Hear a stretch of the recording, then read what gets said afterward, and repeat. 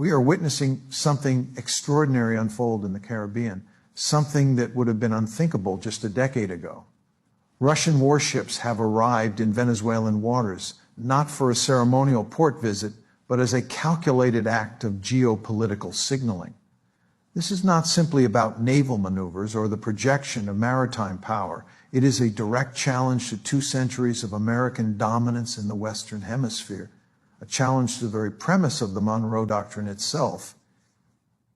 Since 1823, Washington has regarded the Americas as its exclusive sphere of influence.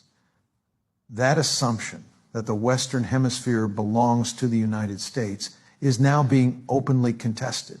Moscow's naval presence in Venezuela is more than a show of force, it's a response. It is Russia's answer to decades of NATO expansion eastward, to missile defense systems built along its borders, and to what the Kremlin views as a relentless campaign of Western encirclement. For Venezuela, the stakes could not be higher. Sitting atop the world's largest proven oil reserves, the country has become the flashpoint for a much broader contest, one that will determine who sets the rules of global order in the 21st stone century. Washington's playbook of sanctions, diplomatic isolation, and threats of intervention has failed to produce the regime change it sought.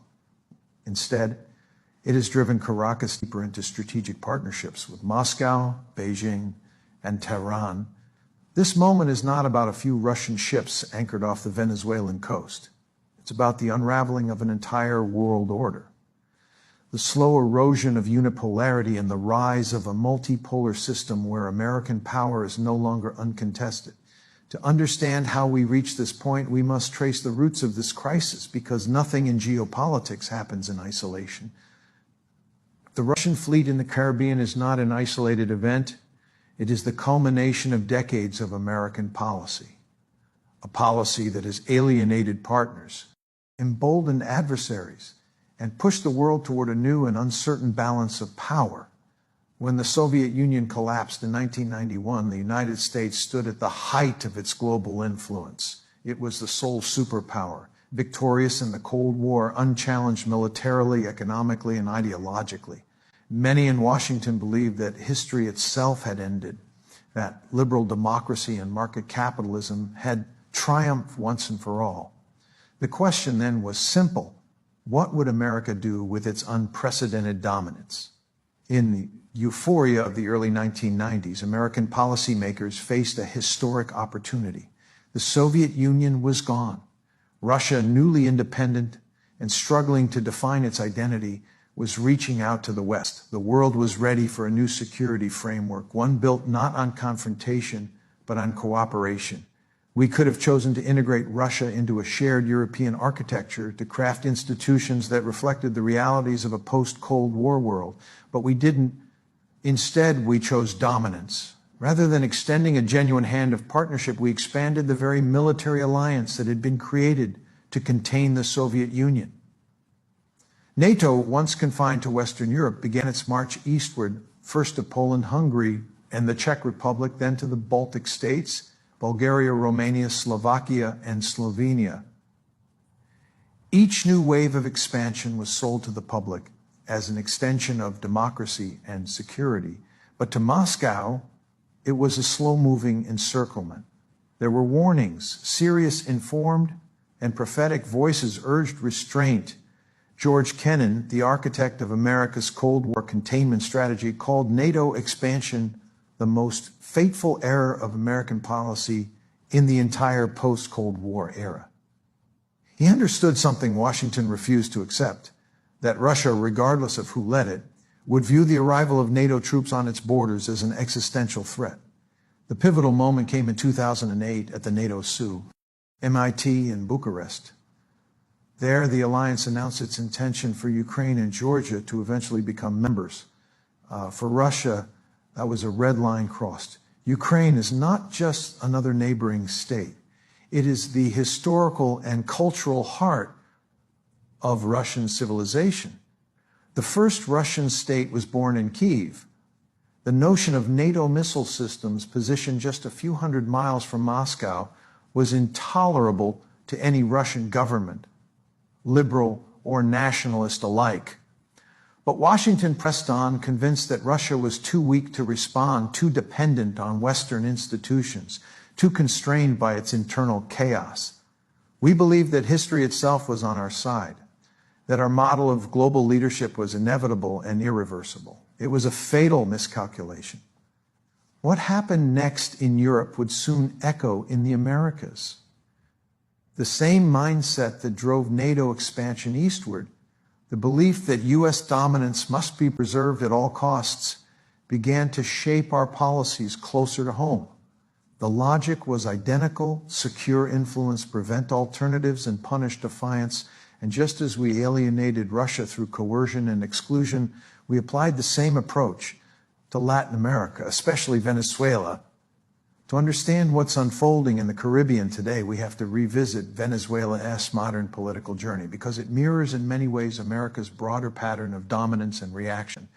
When Hugo Chavez came to power in 1999, he did so through democratic elections. His message was simple yet radical: that Venezuela's vast oil wealth should serve the poor majority rather than the entrenched elite and foreign corporations that had long profited from it.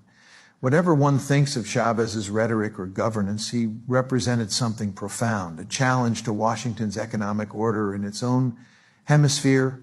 From the moment he began redirecting oil revenues into social programs, building alliances with Cuba, and promoting a vision of Latin American independence, he became a target.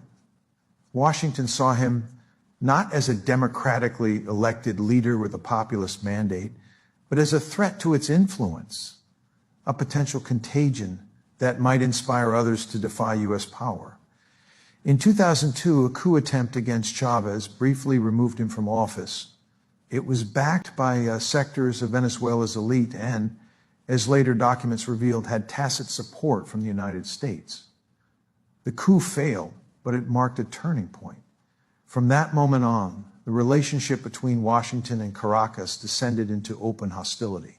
When Nicolas Maduro succeeded Chavez after his death in 2013, the pressure intensified. The United States imposed wave after wave of sanctions, not the narrow, targeted kind aimed at specific officials, but sweeping measures that crippled the entire economy.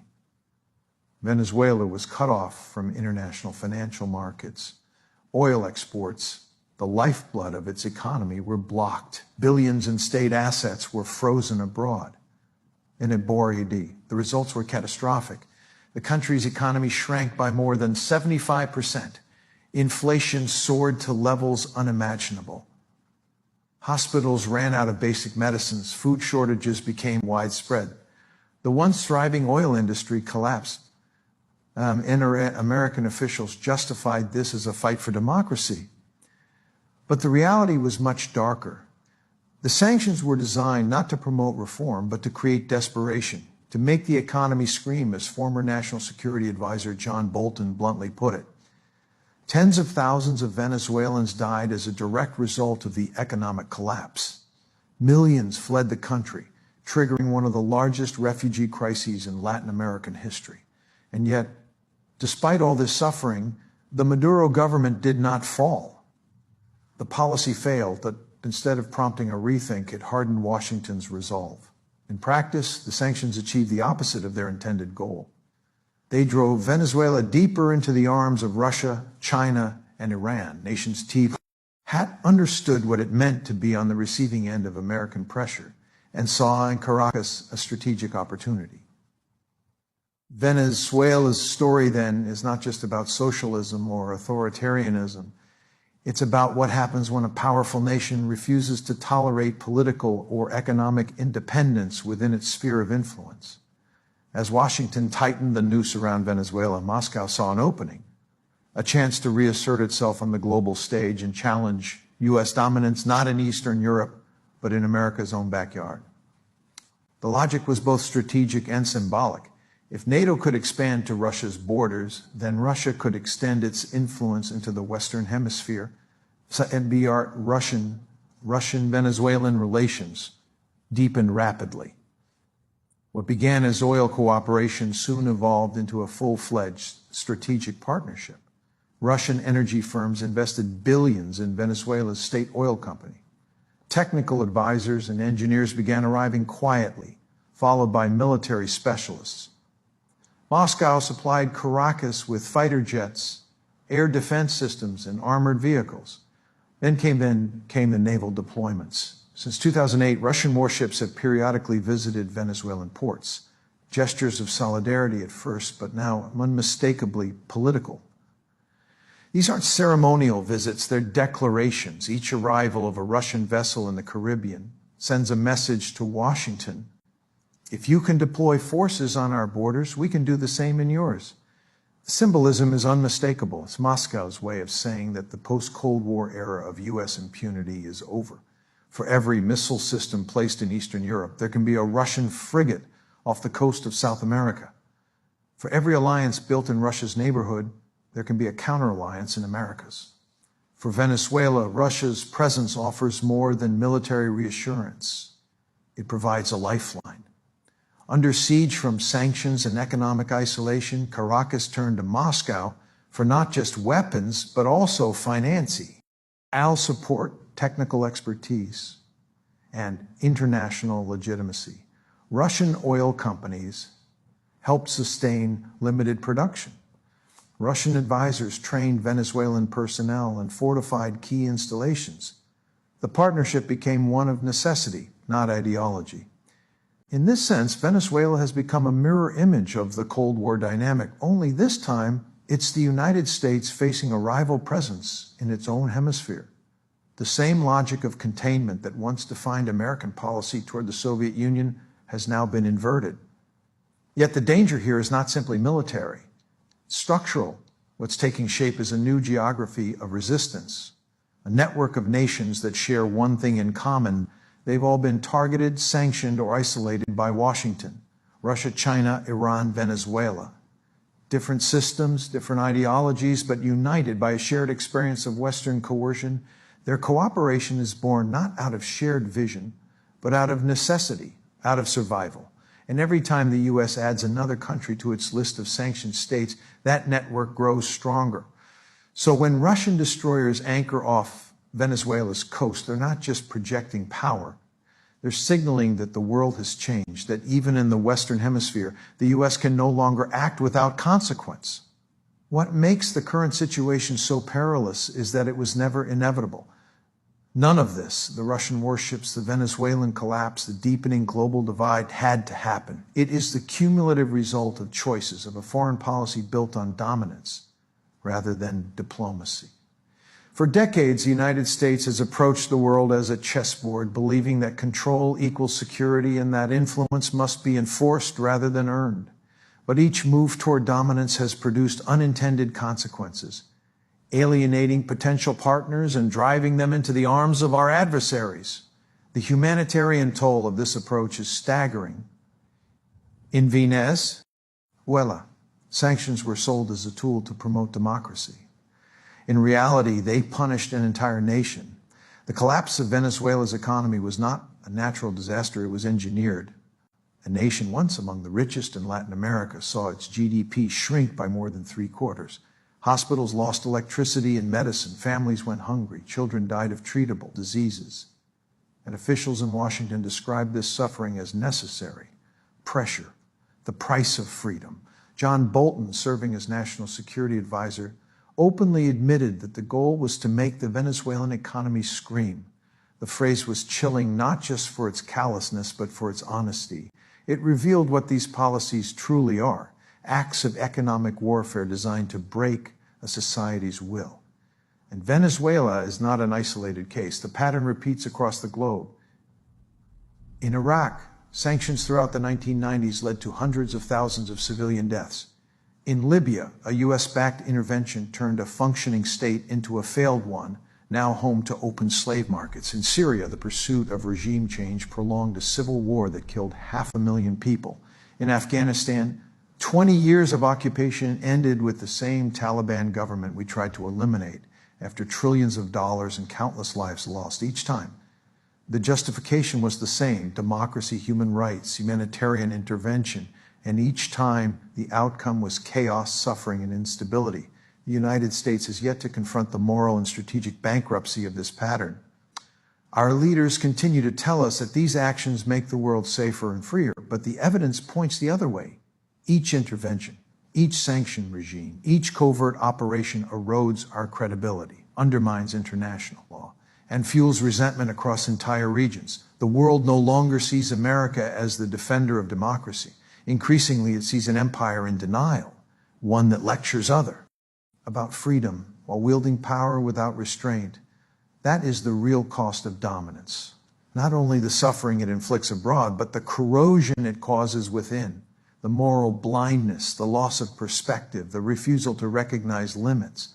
A nation that cannot acknowledge the damage it causes cannot lead effectively, and it certainly cannot claim the moral authority to define global order. If there is one thing that defines the current crisis, it is hypocrisy, the glaring double standard in how the United States sees its actions versus how it interprets the actions of others. We maintain nearly 800 military bases in more than 70 countries. Our naval fleets patrol every ocean. Our aircraft fly missions over regions thousands of miles from our own borders. We spend more on defense than the next 10 nations combined. And for more than 2 decades, we have been almost constantly at war. We justify this as global leadership, as the maintenance of a rules-based international order. But when another power, Russia, China, Iran, projects influence beyond its borders, we call it aggression. When we build alliances, it's collective security. When others do it, it's expansionism. When we deploy troops abroad, it's stability. When others do it, it's provocation. This selective morality has not gone unnoticed. To much of the world, America's rules-based order looks less like a system of fairness and more like a hierarchy, one where the rules apply to everyone but the United States. We invoke sovereignty when it suits us and violate it when it doesn't. We condemn election interference abroad while funding opposition movements ourselves.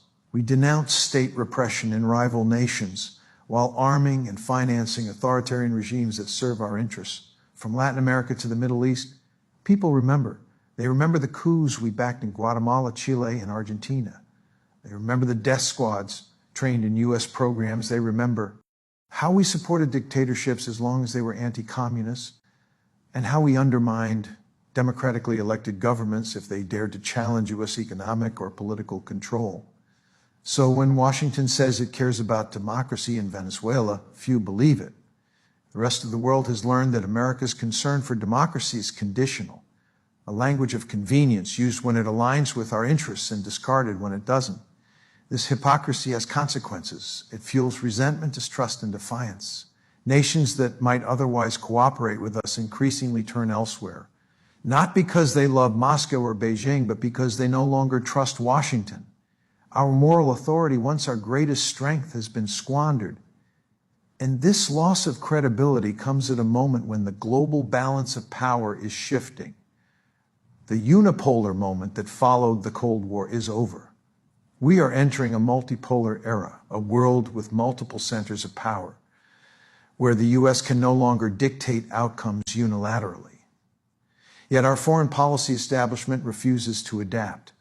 Instead of accepting this new reality and engaging it through diplomacy, we cling to the illusions of dominance, responding to every challenge with sanctions, threats, or force. This is how empires decline, not through invasion or collapse, but through arrogance, through the inability to see that the world has changed while they have not. The arrival of Russian ships in Venezuelan waters is not merely a symbolic act of defiance. It's a warning, a mirror held up to American foreign policy, reflecting back the consequences of decades of coercion, intervention, and moral blindness. It tells us in unmistakable terms that the old order is collapsing. The question is whether the United States is willing to face that truth. For too long, we have mistaken dominance for leadership. We have equated power with legitimacy and coercion with influence. We have acted as though the only way to preserve stability is to control it. And in doing so, we've created the very instability we claim to prevent. Venezuela is the clearest example of this failure. Instead of engaging Caracas through dialogue, we tried to isolate it. Instead of offering economic cooperation, we imposed sanctions that devastated ordinary people. Instead of respecting Venezuelan sovereignty, we supported efforts to overthrow its government. And now we find ourselves confronted by Russian warships a few hundred miles from our shores, an outcome entirely of our own making. The same logic has played out elsewhere. In Europe, NATO expansion pushed Russia into confrontation. In Asia, military containment of China has accelerated the very rivalry we hope to avoid. In the Middle East, interventionism has turned entire regions into war zones. Every attempt to maintain control through force has only hastened the decline of American influence. There was always another path, one rooted in humility rather than hubris. We could have built partnerships instead of dependencies. We could have used our immense power to strengthen international institutions, not circumvent them. We could have led by example, showing that democracy and prosperity flourish through cooperation, not coercion. Imagine a different relationship with Venezuela, a nation rich in oil and resources, working with the United States to meet regional energy needs, to stabilize markets, to build prosperity. That was always possible. Instead, we chose to suffocate their economy, ensuring that any recovery would depend on alliances with our rivals. Imagine a different relationship with Russia, integrated into a shared European security framework rather than isolated and antagonized. Or with China, a competitor, yes, but also a partner in solving global challenges like climate change, pandemics, and economic inequality. The tragedy is not that these options were unavailable. It's that we refuse to take, because taking them would have required something Washington has long lacked: humility. The great powers that endure are those that learn to adapt, to evolve with changing realities. Those that fail to adapt collapse under the weight of their own arrogance. The United States stands at that crossroads now. The Russian warships off the coast of Venezuela are more than a headline. They are a moment of reckoning. They signal that the post-Cold War illusion of uncontested American dominance has come to an end. The rest of the world is no longer willing to live under a system where Washington alone writes the rules. The age of unipolarity is fading, and a multipolar world is emerging, one that will demand a new kind of leadership. We can meet this moment with fear and confrontation, or with realism and renewal. We can continue doubling down on the failed strategies of coercion and control, or we can rediscover the art of diplomacy. The choice will define not only America's role in the 21st century, but the stability of the world itself. If we continue to pursue regime change operations, broad sanctions, and endless wars, we will only accelerate our decline. We will push more nations into alliances of resistance, into the very networks we claim to fear. We will find ourselves surrounded by crises of our own making, unable to lead, unable even to persuade. But there is another path. It begins with humility, with acknowledging that other nations have legitimate interests and that American power, no matter how vast, has limits. It means recognizing that democracy cannot be imposed by bombs or starvation, that freedom cannot grow under the shadow of sanctions.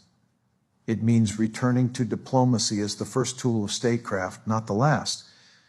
We must lift the crushing sanctions on Venezuela and allow its people to rebuild their economy and their dignity.